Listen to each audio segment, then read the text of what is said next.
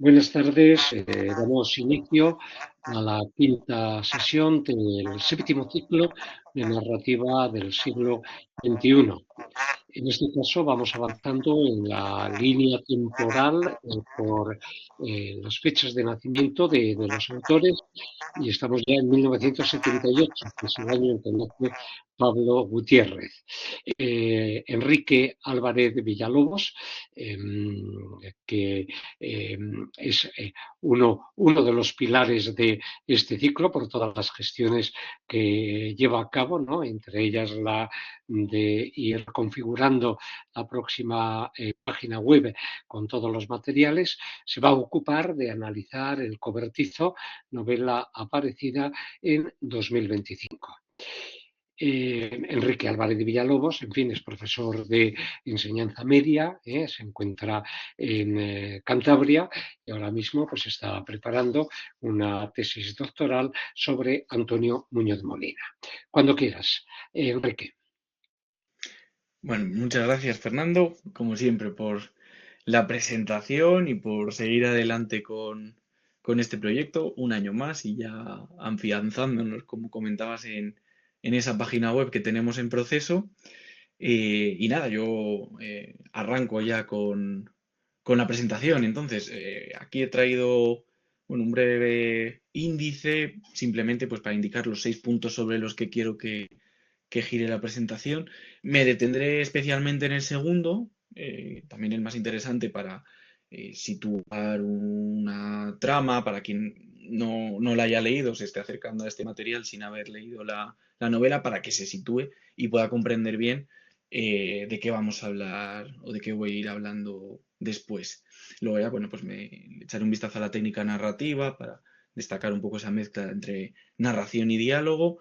Atenderé a la unidad temporal que presenta la obra, a pesar de esas retrospecciones que nos permiten tener una mejor idea de la profundidad de estos personajes.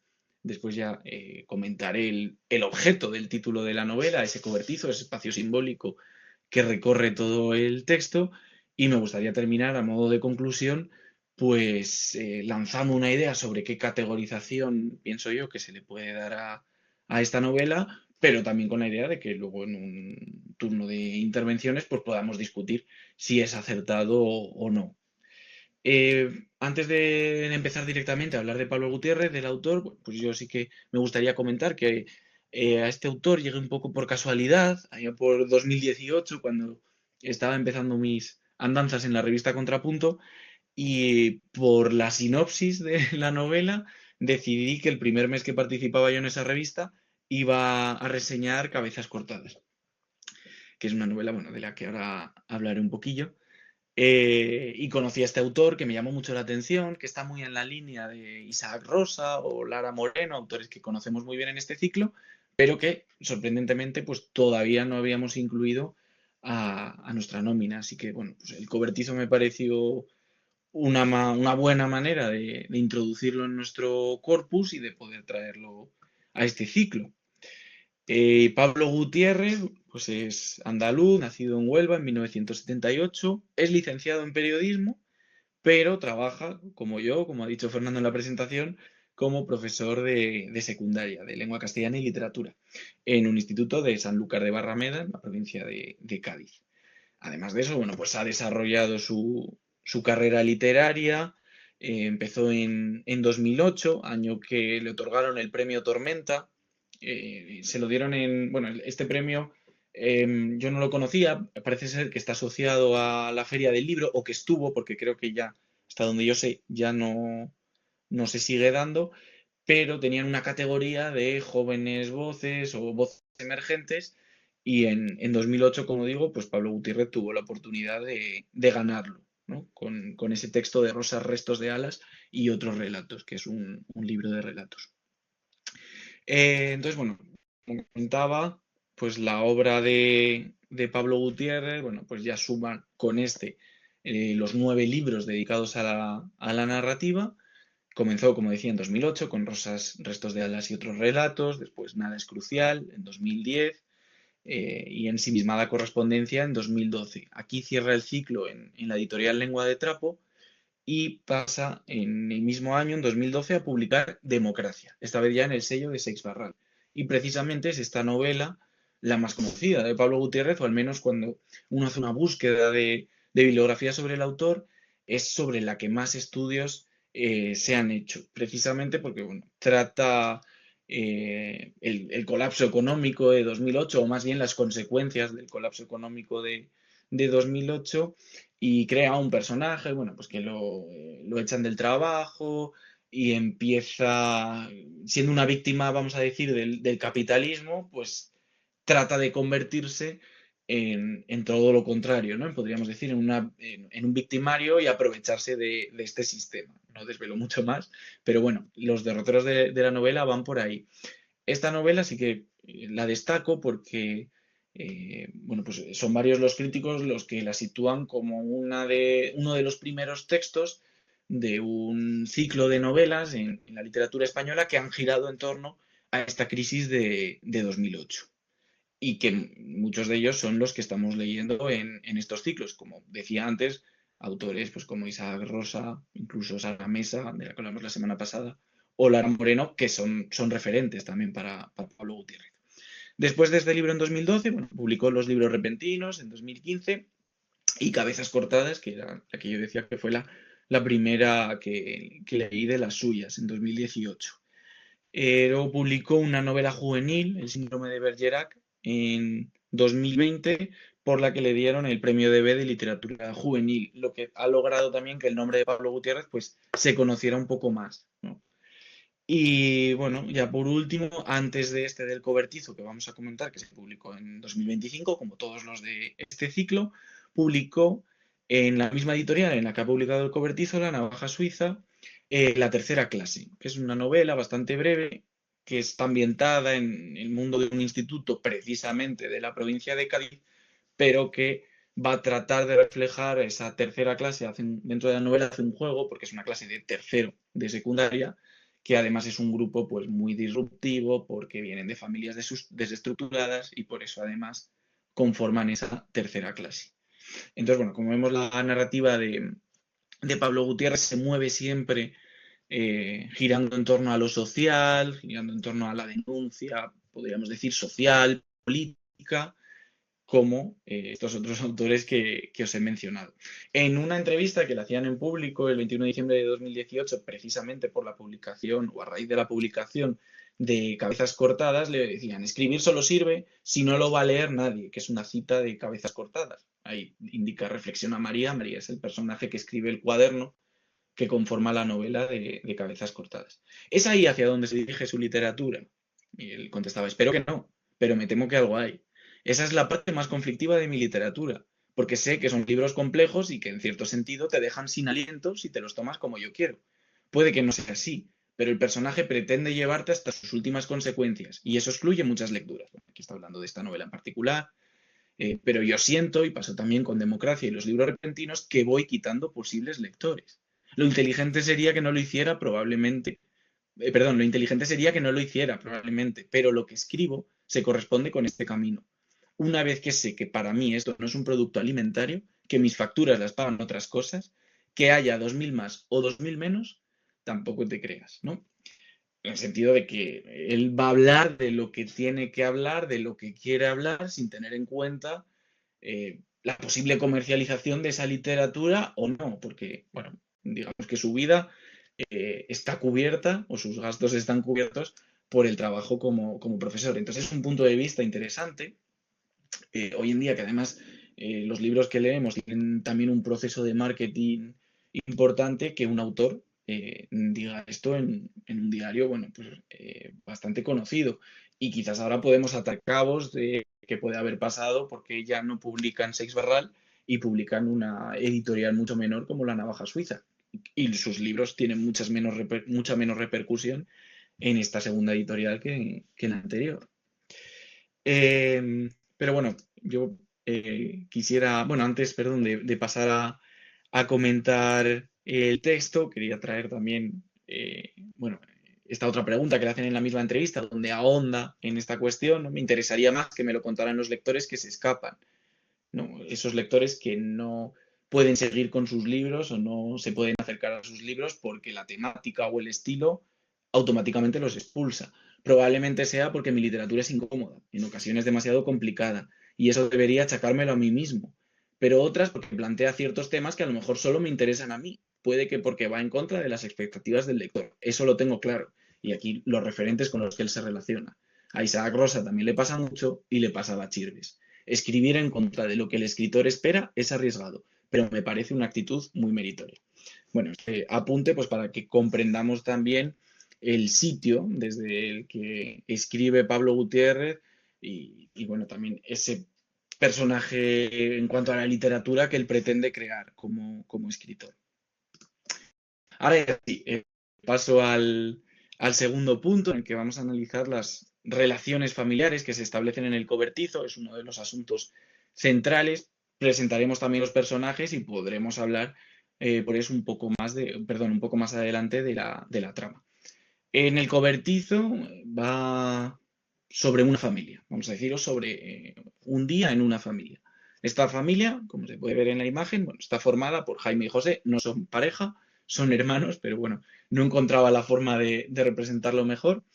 Jaime y José son estos dos hermanos, bueno, los dos diferentes, ahora los conoceremos, que deciden comprarse un terreno en el campo donde construir, bueno, pues primero una pequeña finca y luego ya una casa con, bueno, pues con su piscina, ¿no? Con los elementos típicos de la casa de campo, dividiendo las parcelas, pero dividiéndolas de una forma laxa, porque son hermanos, se llevan bien y tienen buena relación. Uno de ellos, José, es el que tiene estos tres hijos, Manuel, Carmen y Daniel, que nosotros en la novela los conocemos ya pues con una edad, podríamos decir, de mediana edad, adultos, bueno, en sus 40, prácticamente todos. Manuel con dos hijas, Marta e Irene, que están ese día en la casa, y Carmen con su hijo Robin. A todos ellos los vamos a conocer a continuación. Pero bueno, quería dejar claro con esa imagen cuáles son las relaciones entre ellos. Empiezo por los mayores, por Jaime y José, que justo en el comienzo, este es el arranque de la novela, de hecho, nos los presentan de la siguiente forma. Siempre fueron bien avenidos, confiaban en la palabra del otro y en la fuerza de la sangre, alguna escaramuza de chicos, cierto malentendido ya de hombres, la misantropía de Jaime, su vocación de ermitaño, enfrentada a la moralidad de José, militancia comunista.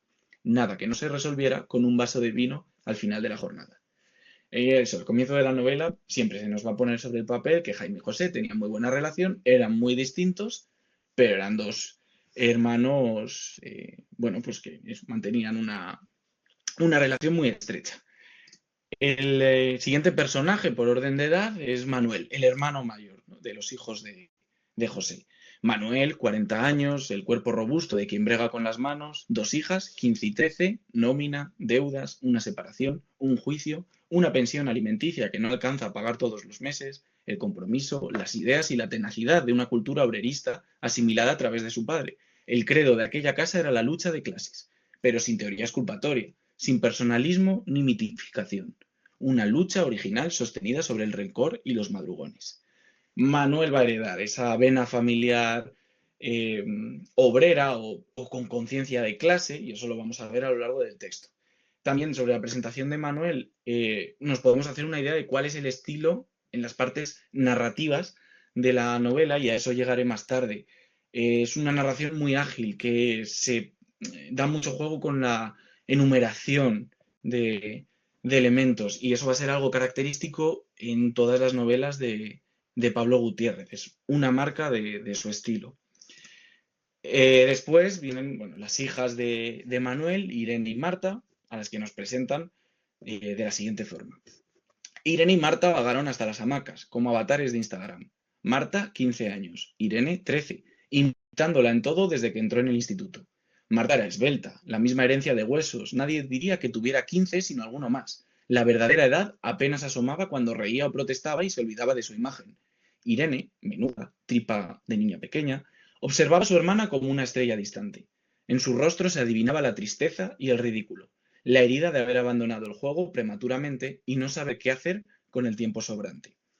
Estos personajes, Irene y Marta, realmente no van a tener mucho peso en el desarrollo de la trama o en el conflicto, que podríamos llamarlo, adelantando también otro de los puntos de los que quiero hablar, pero sí que participan, como decía al principio, en generar esa profundidad de los personajes, en este caso de Manu, porque, bueno, pues la pelea que va a tener precisamente con Marta, que quiere salir porque ella es adolescente y quiere que sus amigos la vengan a buscar en coche, nos va a permitir conocer otro lado de Manuel que, bueno, pues que sin esas discusiones no tendría el personaje.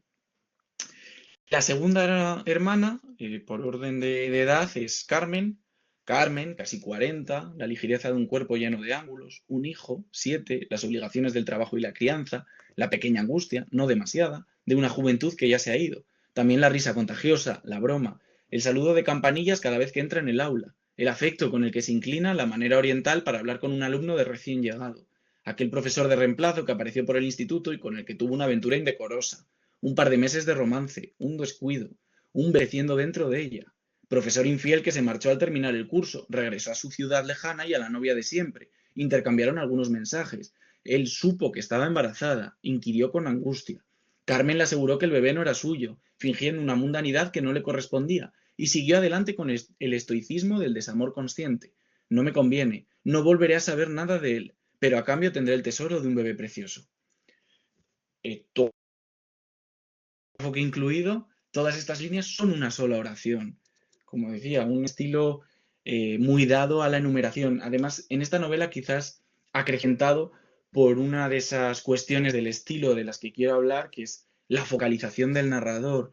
En este caso, casi que parece que en parte es Carmen, ella misma la que se está presentando y es consciente de toda la carga que lleva atrás y la acumula de esta forma al aparecer en escena. Y esta expresión que utilizo no es casual. El hijo de Carmen es Robe, que como las hijas de Manuel no van a tener un papel fundamental en la trama, simplemente pues de la misma forma que Marta e Irene servían para hacer crecer en profundidad al personaje de Manuel, pues Robe va a servir para hacer lo mismo con Carmen. Oportuno, apareció el pequeño Robe, la cara de sueño, la camiseta de Spiderman, los pies descalzos. Con destreza esquivó a la madre y se encaramó al regazo del abuelo, acurrucándose, la piel del delfín contra el cuero viejo. Robe, 7 años, delgado y escurridizo como una mangosta, la expresión de miope prematuro, los ojos un poco cerrados por la luz de la mañana, mellas en las encías, la inteligencia viva, los oídos atentos, algo de roedor y algo de niño que levanta la mano en clase, pero luego se cansa y tiene que sostenerla sobre su propia cabeza, la mirada que se pierde en los árboles detrás de una ventana mientras el maestro explica lo que ya conoce, el calor del mediodía cuando la ropa le sobra, corre al grifo del patio y bebe con desesperación desértica, absorbiendo el tubo de cobre, el neolítico, las guerras púnicas, la caída de Bizancio, la primera vuelta al mundo, la Revolución Francesa, la exhibición de sus conocimientos como divisa. A mí me encanta porque en un solo párrafo, en una sola oración, como decía, acumulando rasgos, acumulando casi pensamientos del personaje, ¿no? A esto quería ir con la focalización. Nos hacemos una idea perfecta de cómo es este niño, ¿no? Escurridizo, movido, que tiene interés en la historia y quizás lo que de otra manera nos llevaría a escribir o a leer una descripción mucho mayor del personaje con estos pequeños detalles, pues Pablo Gutiérrez lo consigue. Ya el tercer hermano es Daniel y Daniel en la novela no se presenta solo, porque viene con bueno, una especie de nueva novia que también es su terapeuta, porque tiene bueno, algún problema con su pasado, que es lo que nos va a desvelar el texto, y esta es la aparición que hacen los dos en la casa, ¿no? En este día. Bueno, se me ha olvidado decir al principio que hay una reunión familiar precisamente porque el tío Jaime, el hermano de José, ha fallecido, ¿no? Y ese es el motivo de que todos se reúnan durante este día en la casa. Y ahora es cuando aparecen Daniel y June. Sonaron las ruedas sobre el carril de grava. Carmen avisó a las niñas, que languidecían alrededor de la piscina. José, camisa y pantalones largos, descorrió el cerrojo de la cancela. Manu abrió las dos hojas para que el coche, un Fiat, pudiera entrar sin hacer maniobras. Conducía una mujer, quizá 30 años, era difícil saberlo. 30, se dijo Manu cuando la vio bajar del coche. Camiseta de tirantes, falda vaquera, botas de cowboy. Sofía Bush en carretera al infierno. muy alta, muy delgada, las piernas flacas, el rostro lleno de huesos. Tenía mucho pecho, arqueaba los hombros. Manu pensó que eran operadas y que quién se metería en un quirófano por propia voluntad. Así de chiflada debía de estar cualquiera que fuera la novia de Dani, si es que Dani tenía novia, lo que sea. Entonces, estos dos personajes van a llegar a la casa durante esta mañana para desbaratar todo, ¿no? Y lo desbaratan todo porque Daniel, que se presenta muy nervioso, Daniel, bueno, siempre había sido un chico conflictivo, también lo que nos van a ir contando las focalizaciones en Manu, en Manuel y en Carmen, que van a ir rememorando cosas de la infancia y se nos va a ir presentando a Daniel pues como el hermano complicado, con problemas, al que quizás no se le atendió demasiado, que todos se sienten en parte culpables por eso, ¿no? Pero entonces, y a mitad de la novela, precisamente, se va a destapar el conflicto. Y utilizo conflicto porque va a funcionar casi casi como una obra de teatro, en la que hasta ahora, como habéis podido ver, se ha presentado a los personajes casi como si fuera un dramatis personae, un poco desarrollado, sí, pero se nos ha ido presentando cómo aparece cada personaje en escena, hasta con Daniel y June. Y ahora va a venir donde se expone el conflicto de la obra. Pausa. Fijaos también aquí al comienzo cómo este párrafo es también una indicación en la obra de teatro de los movimientos que tienen que ir haciendo los actores, ¿no? Pausa. Dani se inclinó hacia adelante, los codos apoyados en las rodillas y la cabeza sostenida en las manos. Manu se preguntó si también formaría parte del ensayo, si, como en el teatro, cada actor tendría unas marcas asignadas y Dani se esforzaba por ocupar las suyas. Yo sé por dónde vas, siguió Manu, ya hostil. La piscina, las monedas. ¿Vas a decir que yo te maltrataba de pequeño? ¿Que por eso te comportabas así? Joder, Dani, era un juego entre hermanos. Manu, para, dijo Carmen. No puedes justificar todo lo que hiciste diciendo que el tío Jaime me follaba en el cobertizo. Este es el final del capítulo 7, en el que ya se nos muestra el conflicto de la obra, ¿no? Este abuso, esta violación que denuncia Jaime, como digo, justo en mitad de la novela y que va a ser lo que va a ocupar el resto del texto. Pero esta visita de Daniel, de Dani, como lo van llamando ellos, no es solo para revelar un suceso que ha ocurrido en el pasado. Vamos a ir viendo poco a poco cómo hay más cosas que tienen que ver con esta revelación, ¿no? Tiene ciertas repercusiones en el presente, podríamos decir. No se saca el pasado solo para hablar del pasado, sino para realizar una acción en el presente.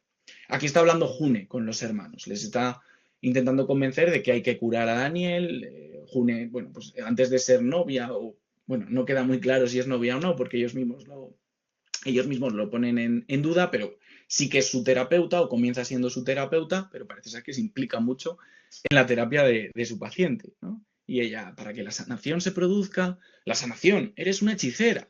No necesitamos un hechizo, sino una ceremonia. Daniel tiene que participar en un rito de justicia y reparación. Reparación. Daniel se quedará con la casa del tío Jaime, en herencia. ¿Qué dices? Se quedará con la casa y vivirá aquí. Es ridículo. Será el acto psicomágico definitivo. Aquí comenzó el trauma, aquí debe cerrarse. Esta noche celebraremos la ceremonia de ajuste. Y así es como June presenta esa especie de ceremonia que tienen que montar en la que bueno, van a tener que hacer una especie de obra de teatro, precisamente. Ya digo que el diálogo con el género dramático es continuo en esta obra, no solo en forma, sino también en contenido. Y bueno, esta historia que revela de repente Daniel va a provocar que los personajes empiecen a dudar. La primera reacción de Carmen es no creérselo, pero bueno, tratando de entender a Daniel o medio creyéndose que eso pudiera pasar, pero a la vez negándose el aceptarlo. La reacción de Manuel es completamente distinta. Lo hemos podido ver antes, ¿no? Niega directamente, incluso tacha a Daniel de mentiroso. Lo bueno del texto es que vamos a ir viendo cómo estos personajes evolucionan y van a ir cambiando a través de esas focalizaciones en las que conocemos el pasado, no solo de los personajes en los que está focalizado el narrador, sino también de Daniel, vamos a ir viendo cómo empiezan a dudar. Y ahí es donde entra el juego de la novela, en hacer dudar a los personajes y hacernos dudar, por supuesto, a los lectores de si esto ha podido ocurrir o no, ¿no? Aquí tenemos el diálogo entre Carmen y Manuel, en el que vamos a poder ver todo este proceso, ¿no? Y cuál es el punto al que llegan. Ni siquiera importa si el tío Jaime lo hizo o no. ¿Qué dices? Pasa igual con los curas que abusan de niños en la escuela, con los monitores de campamento, con los entrenadores de fútbol. Nunca hay pruebas. Esas cosas ocurren a solas, en un cuarto, en un vestuario, en un cobertizo. ¿Qué pruebas podrían existir? ¿Grabaciones? ¿Fotografías? ¿La palabra de la víctima es performativa? No entiendo. Pragmática y lingüística. La víctima se determina y nombra una realidad de la que no puedes dudar. ¿Cómo vas a dudar de ella con todo lo que ha sufrido? ¿Es que no tienes sentimientos? ¿Vas a exigirle pruebas a quien que pasó por ese trance? ¿Le obligarás a revivirlo solo por tu desconfianza? Y aquí está el punto de la novela. Vamos a hacer sufrir al pobre Daniel para que nos tenga que demostrar que esto era verdad o no, porque si es verdad, cómo nos hemos comportado, ¿no? Nosotros, Manuel y Carmen, como hermanos, al dudar de él, al tener que, o al hacerle que vuelva a revivir todo aquello, ¿no? Pero ¿y si es mentira? ¿Se va a llevar la casa del tío Jaime inventándose algo? Entonces, ellos mismos no tienen muy claro qué es lo que ha pasado y esta va a ser la conclusión a, a la que lleguen, ¿no? Este tema lo quiero retomar en el último punto, en las conclusiones, porque creo que nos ayuda precisamente a categorizar esta novela. Sigo hablando de la técnica narrativa, como decía al principio. La novela va a combinar esa narración de un narrador heterodiegético que se focaliza en los distintos personajes, especialmente en Manuel y en Carmen, y esas partes dialogadas. De hecho, hay un punto del texto en el que parece que es capítulo dialogado, capítulo narrativo, capítulo, pero bueno, luego eso se rompe porque sí que hay capítulos en los que se combina narración focalizada y diálogo, no son 100% de una manera o de otra. Pero este es muy claro. La acotación. Alrededor de la mesa, Dani, June, Carmen, José, Irene y Robbie. Ya tenemos la escena. Seguía sin llegar Manu. Le interesan las palabras, José. Claro que me interesan. Es importante escoger una palabra adecuada. El trabajo de los poetas. Dani me dijo una vez que usted escribía poemas. Bueno, esto es un diálogo entre June y José, pero lo quería traer para que se viera ese tipo de acotaciones, bueno, ese tipo de indicaciones o de situación de la acción y luego el diálogo, que recuerda mucho, como digo, a un texto dramático. En cambio, las partes narrativas de las que ya hemos visto muchos ejemplos al presentar a los personajes, focalizadas siempre en un personaje y especialmente, como decía, en Carmen y en Manuel.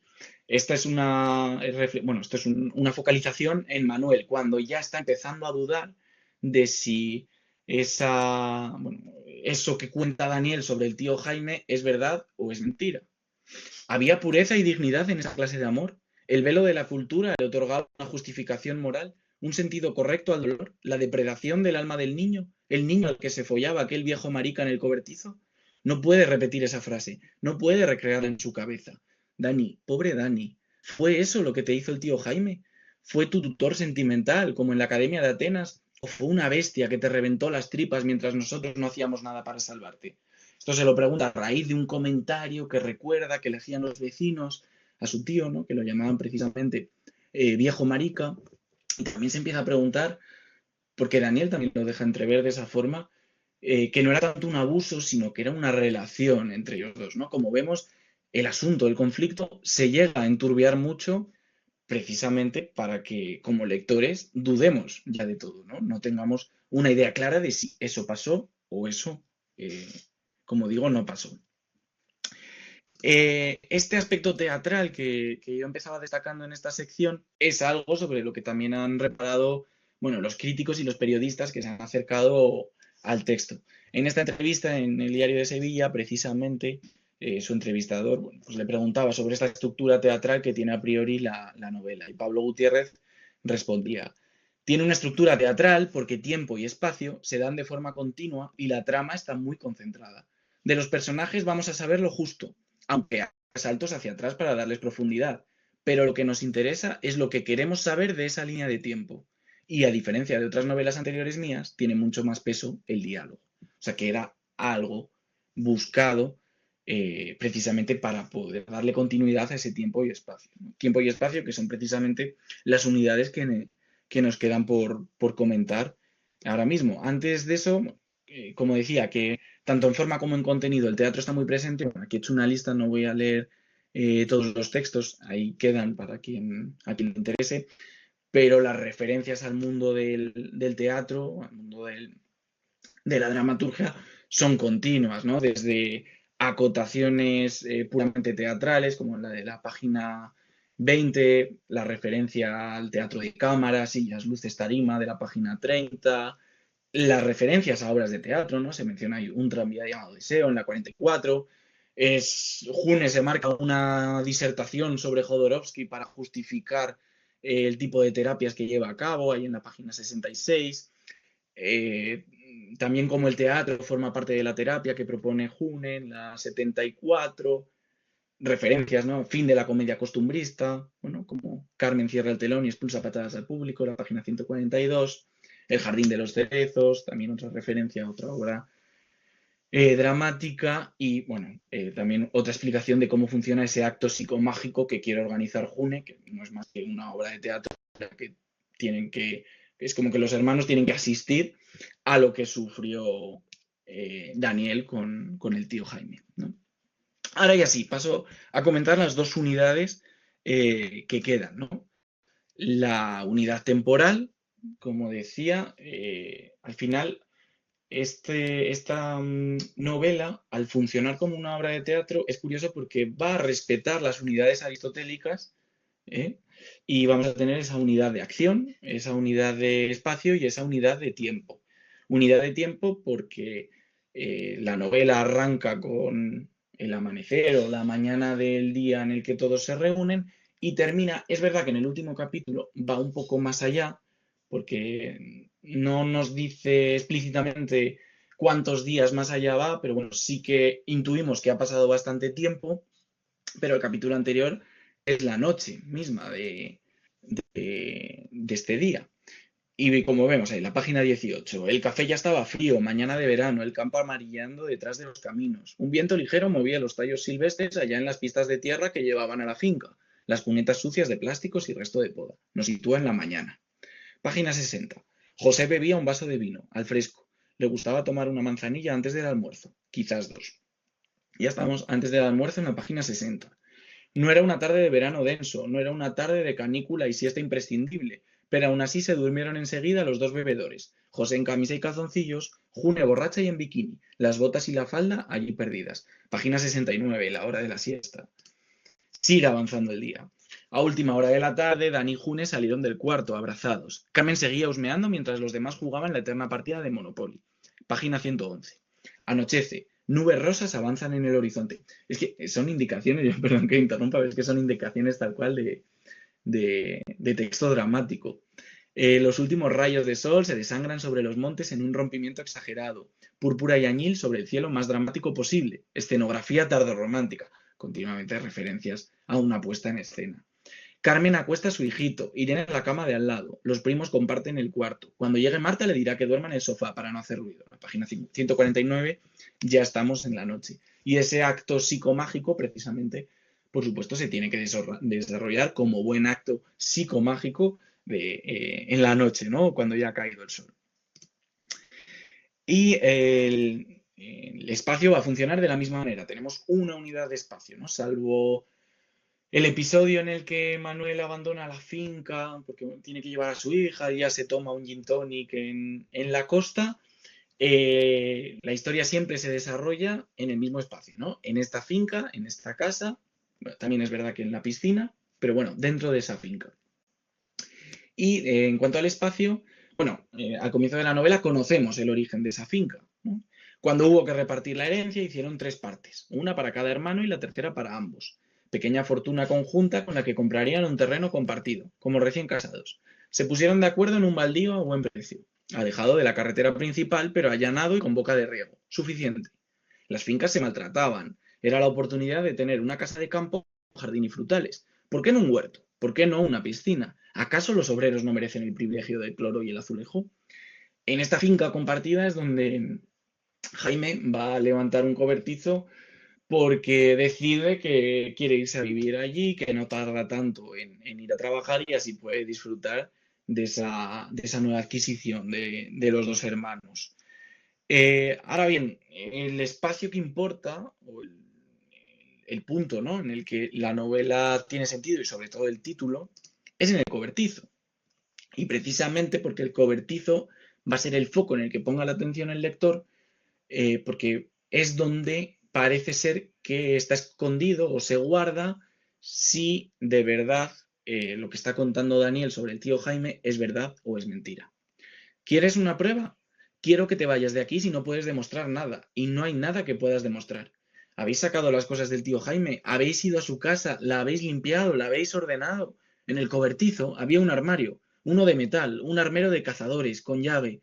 Allí dentro seguro que siguen estando las cajas, y algunas cosas mías. El tío Jaime nunca las tiraría, eran reliquias para él. ¿Qué cosas, Dani?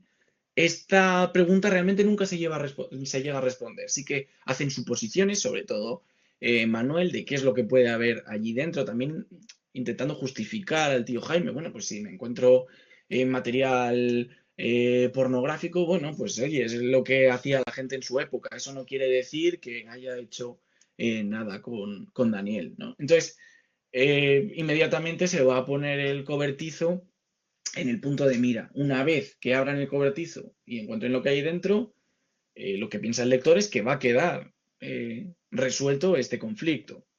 Quien se anime a leerlo comprobará si es así o no. Yo no voy a llegar tan lejos esta vez.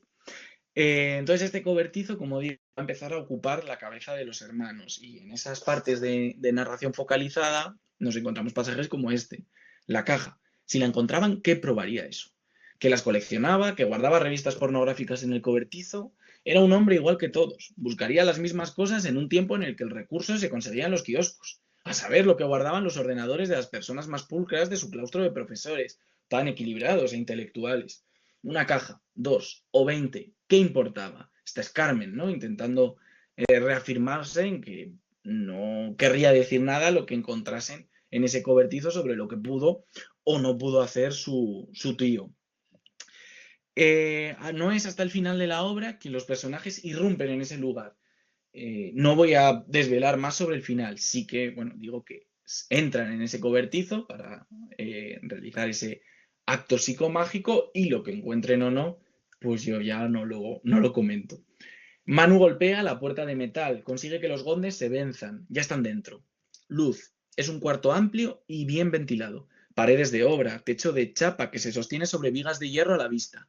Izquierda y derecha, dos grandes respiraderos. Sobre la puerta, un tragaluz. En las paredes, estanterías de aluminio blanco repletas de cajas, bidones, espuertas, herramientas, sacos de abono granulado, trastos indefinibles. Sobre un palé, un cortacésped y una recortadora. En el medio, una mesa de trabajo. Al fondo, y Carmen se estremece, un viejo sofá que siempre estuvo allí, sin ningún motivo. Sobre el sofá, una sábana. Es simbólico que encuentren ese sofá porque es donde se imaginan que pudo ocurrir, o bueno, el propio Daniel también lo dice, que ocurrieron estos encuentros entre su tío y él. Y ya, bueno, habiendo comentado el tiempo, el espacio, también esas dimensiones, bueno, ese tono narrativo que tiene la obra, sí que me queda llegar al punto en el que nos preguntemos qué categoría. ¿Es una novela que habla sobre la familia? Como hemos visto ya muchas en estos ciclos. Sí, el tema de la familia está ahí, pero ¿va sobre eso la novela? Bueno, pues nos lo responde precisamente en el propósito, en la página 11. Antes de empezar a leer el texto de lo que es la narración, nos encontramos este otro texto. La realidad existe y no duda de sí. El atributo de la realidad es su existencia. La realidad no conoce el pasado, se nombra y a continuación ocurre. El pasado ni se acerca a ella, ni la roza ni aletea. Pasado y realidad son una antonimia. Para que el pasado sea un actor de la realidad es imprescindible la confianza de quien discute, la benevolencia. La confianza es un engaño voluntario, juego de identidades. Faltar a esa confianza significa adueñarse de la realidad, en un acto de guerra. El conflicto es el pasado, que no tiene residencia ni sustancia, no hay alacena, ni diario, ni recuerdo, ni fotografía, ni frase que lo conserve. La realidad, en cambio, es, y se desvive siendo. yo después de leer este texto, una vez terminada la novela, creo que hay que volver al propósito y creo que entonces sí que podemos estar de acuerdo en que la categoría es la novela de tesis.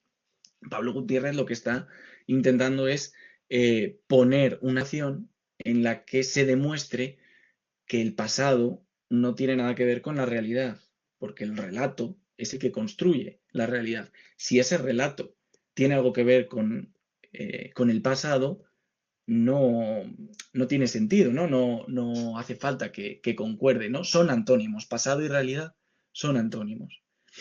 Y bueno, así lo hace saber también en una de las entrevistas que he podido leer. En realidad, esa es la línea de la novela. Parte de la discusión del concepto de realidad. Aquí, en concreto, sobre un caso de abusos que sale a la luz muchos años después, sin capacidad de demostrarlos ni pruebas, donde solo la vida desangelada de la víctima podría servir de recurso autojustificativo. El personaje de Dani no inspira, de hecho, ninguna confianza. Ya ha robado o mentido un montón de veces, y lo mismo esta es su operación más arriesgada. También te das cuenta de la capacidad de crear que tienen las palabras, porque una vez se verbaliza, sea cierto o no, todo cambia. No hay forma de volver atrás. ¿Quién es capaz de quitarle la verdad a una víctima? Y hoy día parece que es un atributo de la realidad. Cuanto más sufres, más real eres. Ahí es donde va la novela. No importa si hay pruebas o no. Una vez que la víctima verbaliza eh, aquello que dice, eso es la realidad, tenga que ver o no con el pasado. Y bueno, pues yo con esto ya termino el análisis. Espero ahora que en el turno de intervenciones pues podamos discutir sobre este u otros temas que os haya despertado la novela. Muchas gracias. Muy bien, Enrique, gracias por el análisis que has ofrecido, muy completo y exhaustivo, indudablemente. Y, claro, cuando uno lee esta novela, le vienen enseguida a la cabeza pues dos líneas maestras de la narrativa actual. Una es todas las novelas que están ahondando en las relaciones que se producen en el interior de la familia, sobre todo entre los distintos miembros generacionales, y como vemos aquí hay tres generaciones en juego: Jaime y José, los hijos de José, los hijos de Manu y de Carmen, de tal manera que se determinan claramente esos tres niveles y cada uno de ellos pues ofrece sus propios signos o circunstancias que permiten distinguirlos con claridad. Y por otra parte está también la temática neorrural, porque en efecto Jaime y José querían configurar una vida metidos en el campo, cada uno de ellos además de manera distinta. Uno lleva una huerta, otro cuida el césped, cuida los arriates, los parterres, tiene una forma más lúdica, por así decirlo, de sacar partido a esa finca que compran y que sencillamente dividen con una linde porque prefieren no levantar una medianera como se señala, ya que se llevan muy bien entre ellos y no quieren separarse, y se les ve, ¿no?, a través de las analepsis o retrospecciones, trabajando juntos, gastándose bromas, hablando cada uno de ellos, pues en fin, de toda la serie de aspectos que puedan llegar a tener en la cabeza. Entonces, claro, tenemos esas dos líneas que son definitorias de la narrativa actual, pero de algún modo yo creo que sirven de apoyo a la que verdaderamente le interesa a Pablo Gutiérrez y que ha quedado muy bien expuesta por Enrique. Es decir, es justamente el peso del pasado, cómo puede llegar a actuar en el interior de esas relaciones familiares, ¿no? Y hasta qué punto pueden llegar a ser creíbles unas acusaciones que se descubren en un momento crucial porque es cuando se va a dirimir el reparto de una herencia para quién va a ir en la casa del tío Jaime o qué es lo que va a ocurrir con los bienes que se están poniendo en juego, con lo cual, claro, todo eso ya se modifica de una forma enteramente cierta. De todos modos, la temática neorrural podría llegar a considerarse en cuanto que vivían de una manera aislada, pero luego se les van juntando en otras fincas que se van formando, sobre todo unos vecinos muy ruidosos, urbanitas, que viven como si fueran en la ciudad, con lo que hay un contraste que podemos llegar a encontrar también en otras novelas como las de Daniel Gascón, etcétera. Efectivamente, ha llegado Enrique a la primera página de la novela, que se abre con esa suerte de proemio llamado propósito. Yo al menos es la primera vez que veo en una novela que un segmento paratextual en donde no se menciona ningún personaje se denomine de esa forma. Propósito nos recuerda a tesis y parece que estamos de nuevo estableciendo una nueva forma de poner en juego esa antigua novela de tesis del siglo XIX, casi propia del prerealismo, ¿no? O de los primeros años del realismo. Se escribe la novela pues para demostrar, tiene un propósito, se quiere demostrar una tesis.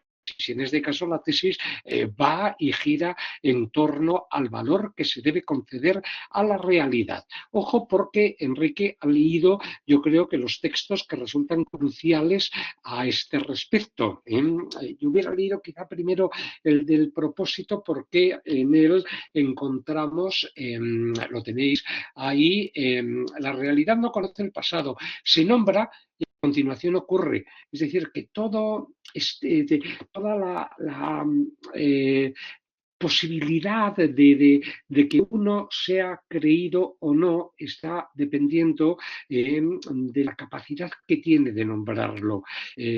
Porque aquí la duda que se plantea, y no voy a ir hacia el desenlace de la obra, porque no ha querido abordarlo Enrique, yo tampoco lo voy a hacer, es si fueron ciertos o no esos abusos que de repente pues Jaime pone en conocimiento de todos y que les dejan descolocados, porque ninguno podía siquiera llegarlo a suponer.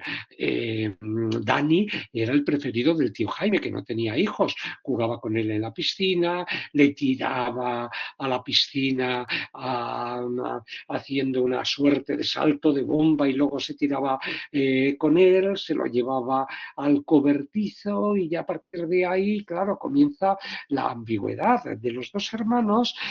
Manu, que es el que tiene una dosis mayor de realismo, acaba atando algunos cabos que pueden otorgar cierta veracidad a la acusación que lanza Jaime y que refrenda Jun, porque es un personaje verdaderamente teatral, como ha dicho Enrique con todo acierto a mente los textos que pueden llegar a servir para, en fin, demostrar no solamente los diálogos, sino la puesta en escena que se va a llevar a cabo para intentar la sanación. Jun es una sanadora que tiene mucho teatro, dicho con los dobles sentidos que queráis poner en juego, ya no solo por la supuesta ceremonia en donde ella adopta, en fin, el papel de Dani y Dani hace el papel de Jaime, ¿no? Y los deja todos, realmente con los pelos de punta, ¿no? Al ver esa escena en la que parece que aquello sí que llegó a ocurrir, pero en cambio Carmen tiene una intuición femenina que es muy importante, no confía en que la verdad que dice Jung sea enteramente cierta. Y de ahí ese texto que ha leído también Enrique, que estaba en la página 160 y que era muy importante, ¿no? Porque efectivamente Basta con nombrar, con contar algo, sobre todo si se refiere a un abuso sufrido por un niño por parte de un familiar, para que le demos crédito a esa historia. Esa historia es verídica o no. Claro, por eso dice con ironía, la palabra de la víctima es performativa. Ojo, que emplea un adjetivo que lo tenemos vinculado a performance y, en fin, a alguna otra serie de montajes de manifestaciones teatrales, escénicas, etcétera. Entonces, Manu no entiende y es cuando ya Carmen le explica si es que todo esto es un montaje en donde entran en juego la pragmática, teoría de la comunicación y la lingüística, es decir, el poder de la palabra para intentar convencer a los demás de que un hecho es cierto. La víctima se denomina o se determina a sí mismo como víctima y ya está. Con eso vale, con eso es suficiente. Claro. Para Manu sí es suficiente, para Carmen no lo es, ¿no? Y hay un pasaje que no, bueno, que está vinculado a este que ha leído Enrique. Dice Manu, yo no sé nada de lingüística, y Carmen le dice con amargura, la lingüística es otro cuento, como el de Jung, y nos está derrotando. Es decir, nos está imponiendo una versión que posiblemente no sea cierta. Y ya aquí me quedo, ¿no? Porque de algún modo el cierre, efectivamente, toda la acción transcurre en un día, y una unidad de tiempo, pero el final no puede transcurrir en el mismo día, ¿no? Porque llegamos a la noche y las situaciones que se van refiriendo requieren varios días para que se lleven a cabo, ¿no? Pero esa amargura de nos está derrotando, yo creo que da en la clave de lo que la novela intenta plantear. Es decir, el valor del lenguaje para contar algo, para transmitir la supuesta verdad de unos hechos. Y eso incide, que es muy importante también, sobre el valor de la literatura y sobre el valor de la ficción, porque a fin de cuentas toda ficción está entretejiendo una sarta de mentiras que las acertamos porque hay un pacto implícito entre el lector y el autor. Es decir, sabemos que eso no ha ocurrido, pero lo leemos como si fuera objetivo, verosímil, etcétera, ¿no? Y esto es lo que la propia novela está determinando. Es decir, que hay una serie de esquemas encastrados que acaban conectando con el fundamento mismo de la ficción. ¿Hasta qué punto tenemos que dar crédito a aquello que leemos, a aquello que se nos cuenta, a aquello que se pretende pasar por verdadero, cuando sabemos que toda acción de contar genera un acto de ficción y que toda ficción entraña una trama de mentiras? Ahí es donde, ¿verdad? Pienso también que con ese propósito de la realidad se nombra, la invento, la creo y la impongo a los demás, Pablo Gutiérrez quería incidir justamente en ese sentido. Bueno, es mi parecer sobre esta novela, que me ha gustado mucho porque podría haber sido una novela que cayera plenamente en el folletín, porque tenemos si un niño ha sido abusado o no por su tío, si ha sido violado por él, en el cobertizo, etcétera. Es decir, un tema escabroso, un tema que se podía, en fin, haber generado un desarrollo bastante desagradable, pero todo eso se elude, sencillamente se evoca, se va nombrando.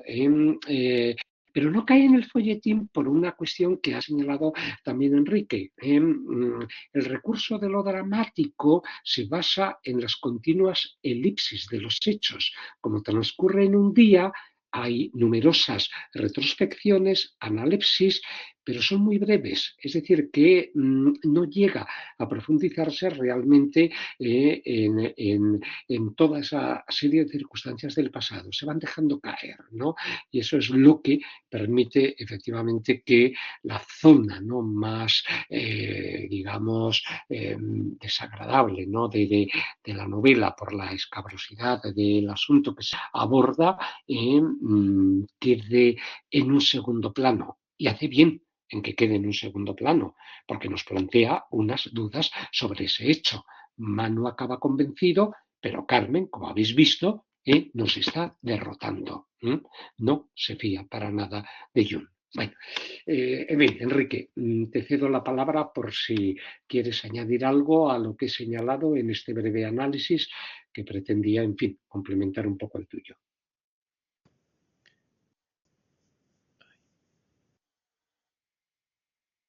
Enrique.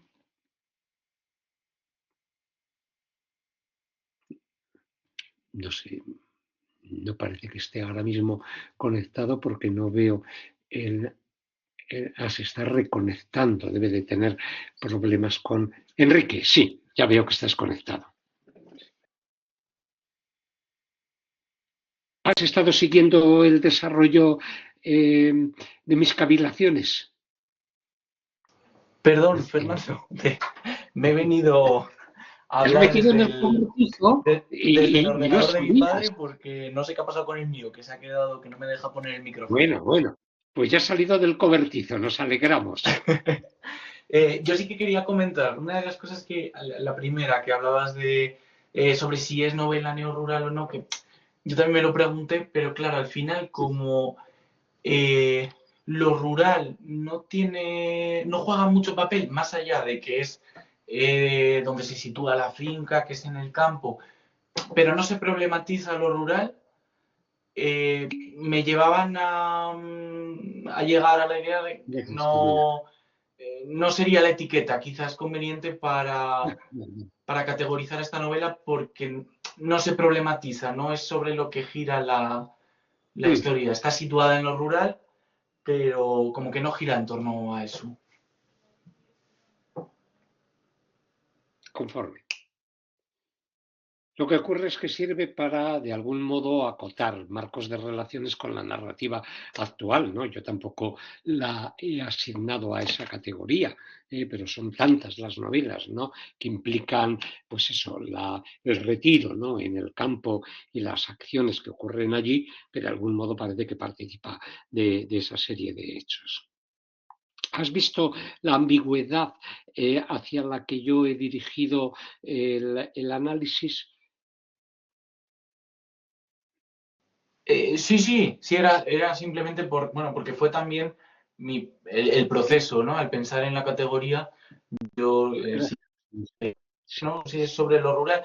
Además que también, ojo, la portada te invita a pensar que tiene algo que ver con eso, pero nada, era eso, por comentar que mi proceso también fue de ahí, de preguntarme si era una novela sobre lo rural, pero vamos, la categoría, tú también lo Ya, has visto, Fernando, es novela de tesis, sí, sí, sí. comentabas, que además con este propósito es que no podemos pensar otra cosa.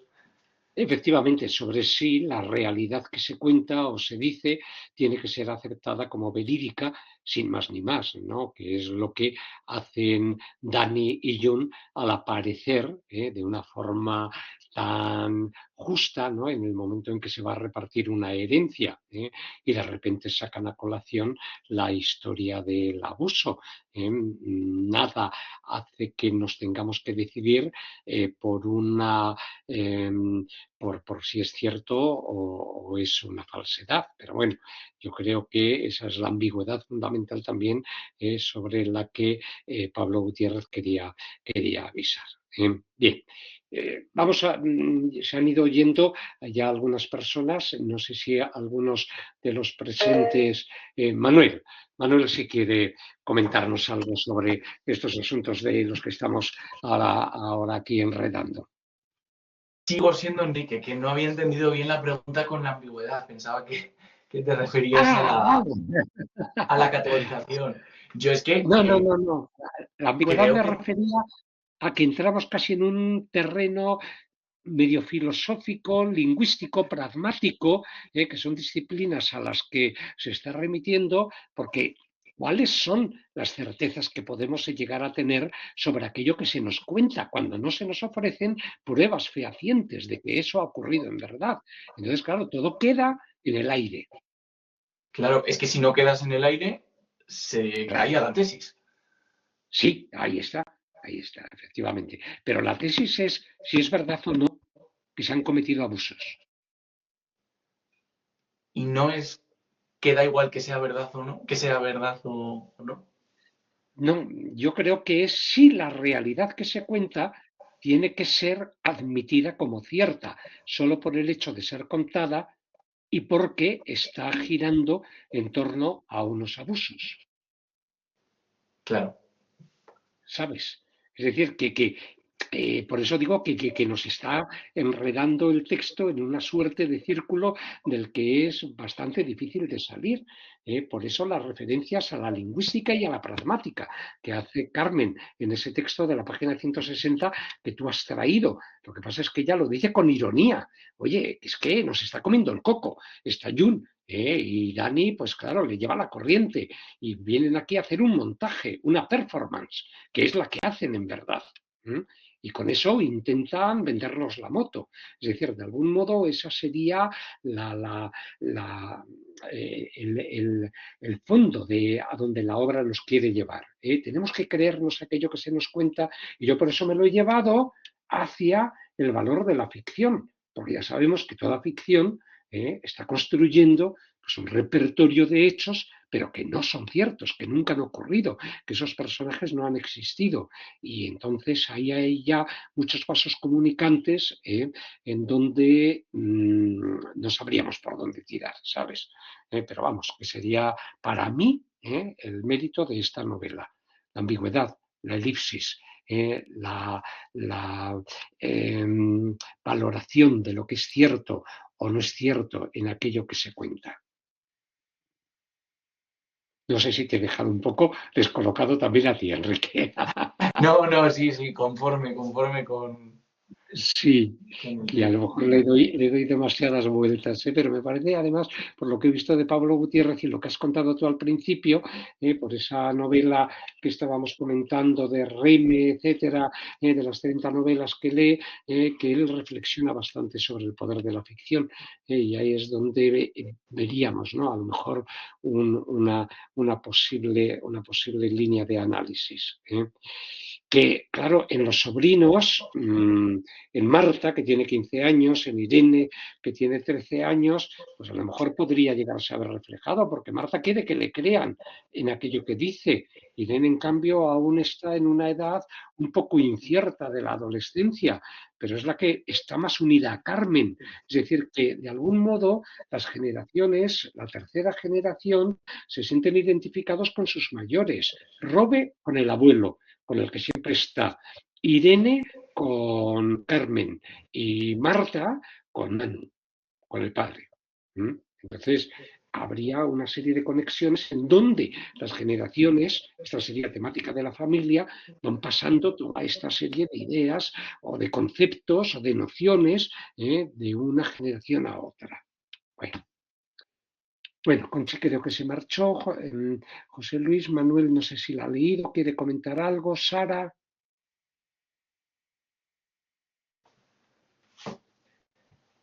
Ahora yo soy Manuel hablando Sí, desde la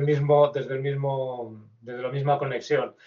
Vale, en yo efecto. sí que había una cosa, aparte de que estoy de acuerdo con las cosas que se han planteado, me ha gustado también la novela, lo que me ha llamado la atención es que a lo mejor hemos perdido de vista la gran influencia que tiene Jodorowsky, que está Ya. citado constantemente.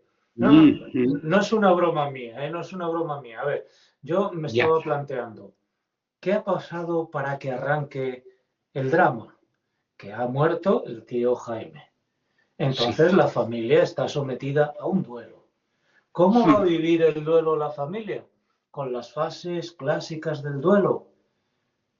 Parece que sí, pero en ese momento irrumpe June o Jun con Dani, el hijo pródigo que regresa, y deciden que no, que lo que hay que hacer es una ceremonia de sanación para toda la familia.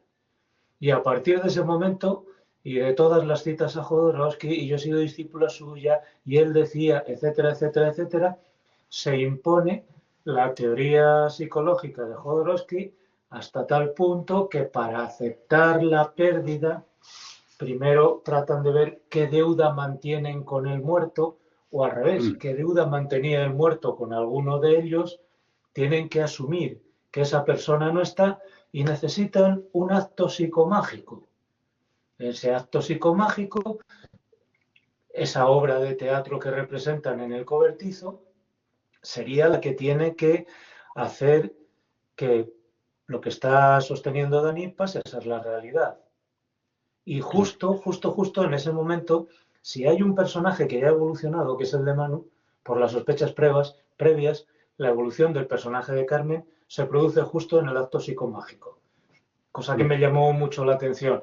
Y luego ya, después de eso, se queda uno así como diciendo, ¿y ahora qué va a pasar? Y yo llegué a la conclusión de que no sabemos muy bien lo que pasa. Pero claro, luego volviendo a ver, haciendo una lectura en diagonal de algunas cosas, de algunos artículos sobre las ideas de Jodorowsky, dije, ya está, si después del acto psicomágico tiene que haber un periodo de vacío, de silencio, de introspección, para que la nueva realidad se asiente en la mente. Entonces la sanación no va a ser solo de Dani, sino de toda la familia. Y el lector que llega al final tendrá que decidir si esa sanación se ha producido en la familia o no.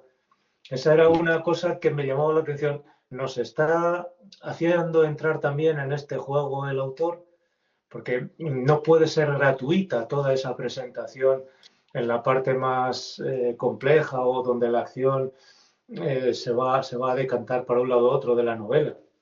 Esa era una de las cosas que me llamó la atención.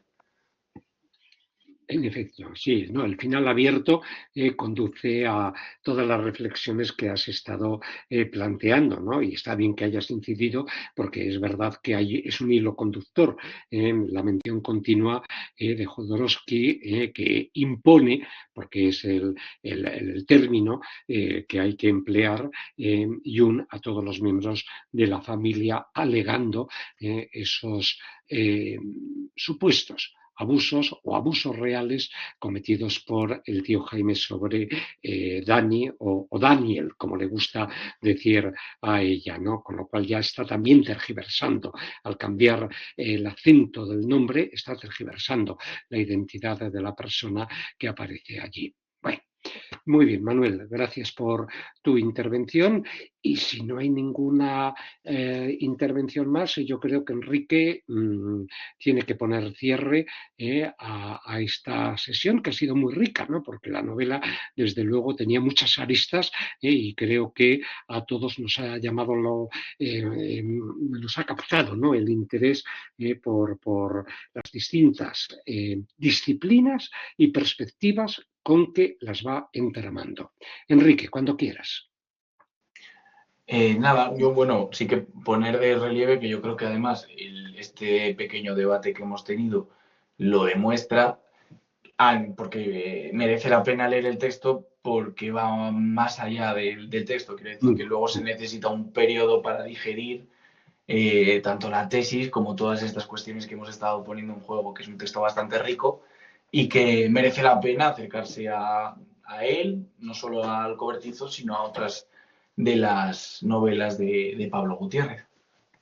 En efecto, uno de los objetivos de estos ciclos consiste en acercarnos a autores que a lo mejor no son tan conocidos como Isaac Rosa o Sara Mesa o Juan Tallón, porque hayan tenido éxitos memorables, pero que desde luego merecen todo el interés y toda la atención. Y el desarrollo que tú has hecho así lo ha demostrado.